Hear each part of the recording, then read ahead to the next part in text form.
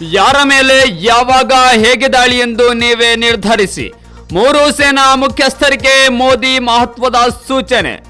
ಉಗ್ರರ ಹುಟ್ಟಡಗಿಸಲು ಸೇನೆಗೆ ಪೂರ್ತಿ ಸ್ವಾತಂತ್ರ್ಯ ನೀಡಿದ ಪ್ರಧಾನಿ.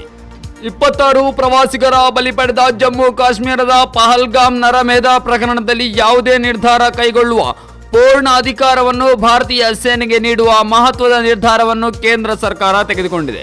ಪ್ರಧಾನಿ ನರೇಂದ್ರ ಮೋದಿ ಅಧ್ಯಕ್ಷತೆಯಲ್ಲಿ ಮಂಗಳವಾರ ನಡೆದ ಉನ್ನತ ಮಟ್ಟದ ಸಭೆಯಲ್ಲಿ ಯಾರ ವಿರುದ್ಧ ಹೇಗೆ ಯಾವ ರೀತಿ ದಾಳಿ ಮಾಡಬೇಕು ಎಂಬುದನ್ನು ನೀವೇ ನಿರ್ಧರಿಸಿ ಎಂದು ಸೇನೆಗೆ ಪೂರ್ಣ ಅಧಿಕಾರ ನೀಡುವ ನಿರ್ಧಾರ ತೆಗೆದುಕೊಳ್ಳಲಾಗಿದೆ.